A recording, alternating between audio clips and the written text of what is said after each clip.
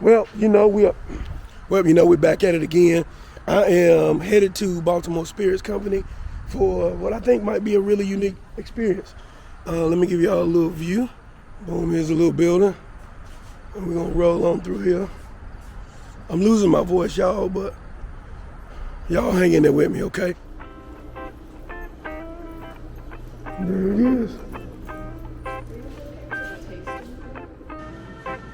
Cocktail gallery.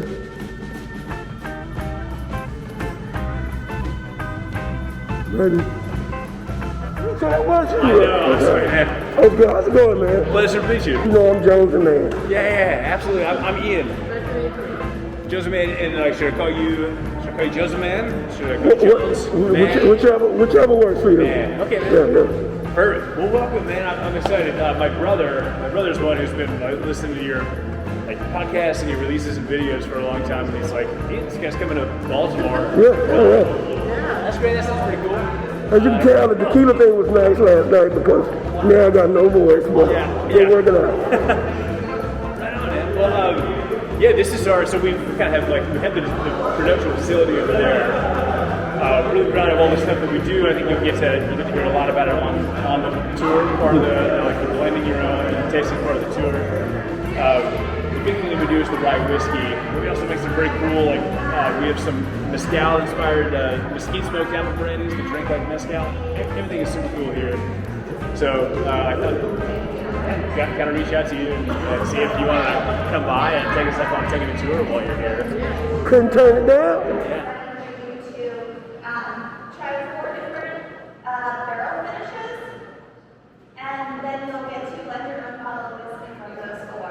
So kind of another throwback to when you used to be able to go into distilleries, tasting rooms. You'll see that we spend a lot of time throwing back to different parts of history here at Baltimore Spirits Company. So we have a long history of distillation in the United States. The first thing that we can trace back that was distilled here is actually brandy. A lot of the European settlers, of course, had a lot of experience with distilling fruit. It's also very easy to distill fruit. If you've ever left an apple sit for just a little too long on the counter, it naturally begins to ferment, and that is really the first step in distillation for us, is to get a fermentation that can be distilled. So that was a very easy place to start. And a lot of times if you had too much fruit, it was a very good way to use that for extra harvest. The other thing we see really impacting distillation in the United States, before we are in the United States, just as this land is being colonized,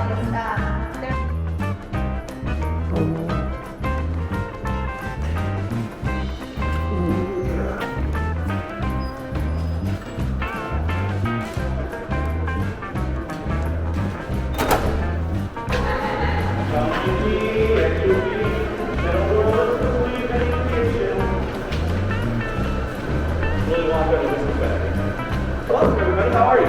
Good. My name is Brett. I'm one of the distillers here. I actually just joined the crew last week from Canadian Brewery down in Hagerstown.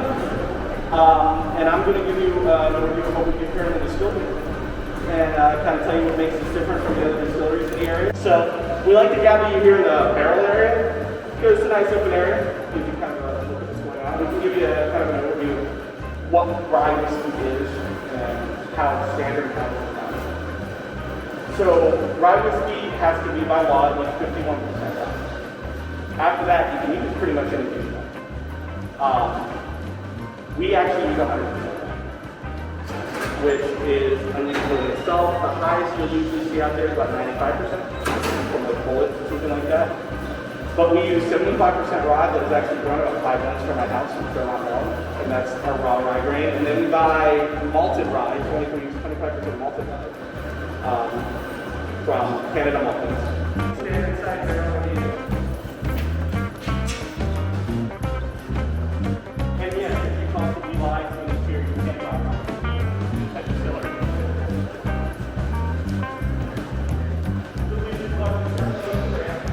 This is where we actually make the whiskey start to finish until it goes into the barrel. And on this side, we have 2 wooden fermenters, which we call them Distillery, which we drop down. And what we do is, step the middle this way, you'll see That's where we actually combine all the grains with hot water, 75% raw rye and 25% malted rye. And by doing that, we can dissolve the starches that are in there. And the malted rye has the enzymes we need to. Then after it's spent, after it's spent a few days in here,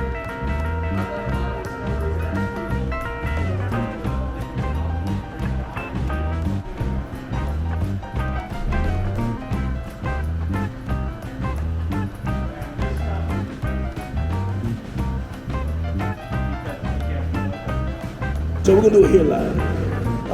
There is a 3-year rye.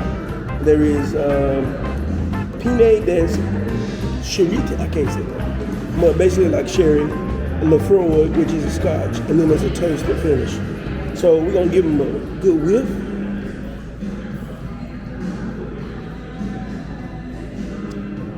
What do you smell? I guess I should be smelling banana. It's something sweet. Yeah, it does smell. Maybe a little like, you know when you go to a Japanese restaurant and they do the bananas on the thing? Maybe kind of like that.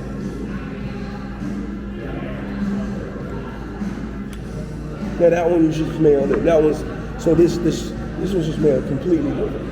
Completely what? Different. It's kind of sweet. But it's like you smell the sherry, like a dark fruit. Put that back on the top, and that keeps the smells from competing with each other. Well, it's all over my nose now, so it don't matter. But it'll clear out, you breathe. Now I actually expect that this one's still different too. Even the third one you can smell. Oh yeah, you smell the scotch. A little bit of peat. Peat, not peat, peat. And then the fourth one.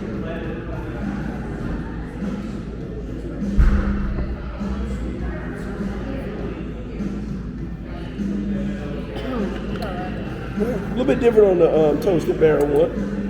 Let's taste it. I'm gonna go backwards because this is the one that they said is their favorite. It doesn't really say how long it's aged, but it is finished and toasted. So we're gonna give it a taste. So on the last one? Yeah.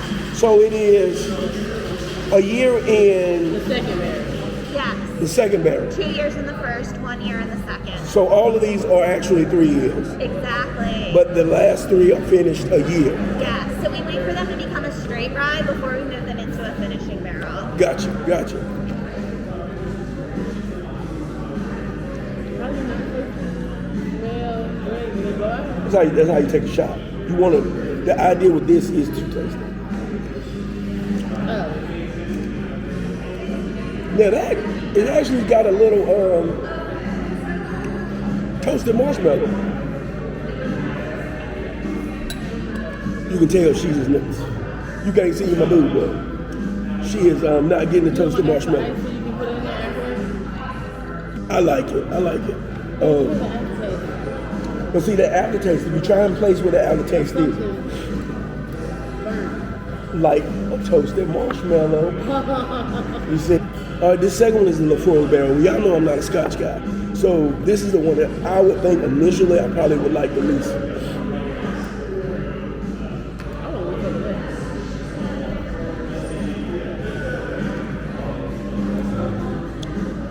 This one's kind of dry, but you definitely right away get the Scotch influence. Like, it's actually not bad. But you see, there's a drastic difference between those two. That aftertaste is hard. Well, that's Scotch. That's not bad. Pinot de Chardonnay. I can't say that.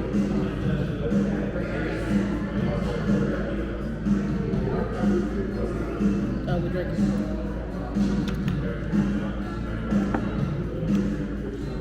Then that one finishes dry. So far, I like the toasted. I like the way the toasted finishes. All right, but now let's go in on the last one. This is the rye. We'll give it a taste. Yeah, we're still going.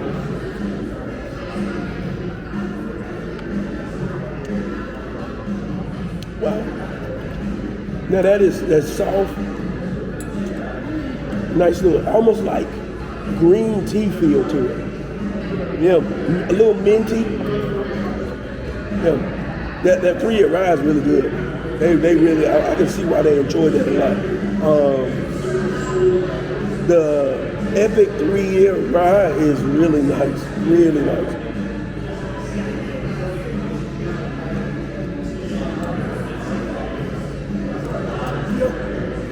Almost like tea.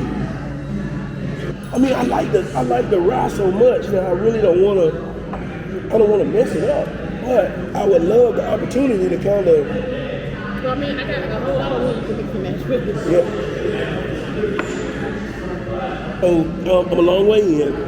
First of all, let me say, while even the Lafroig is not my favorite, I definitely get, a good rye feel.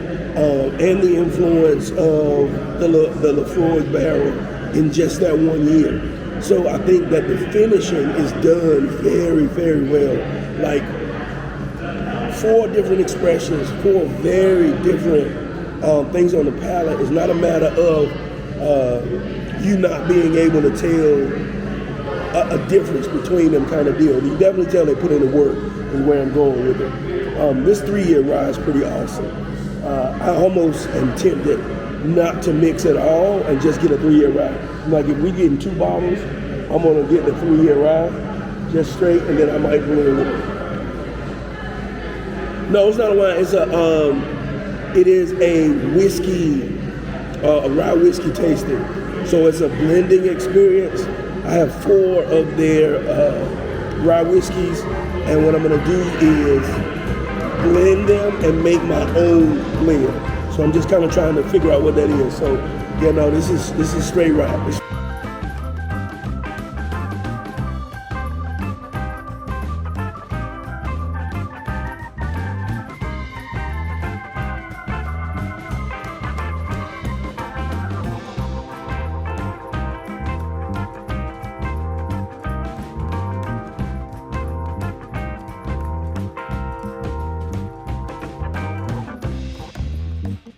If you want to find out what I actually land on, you just go ahead and tune in.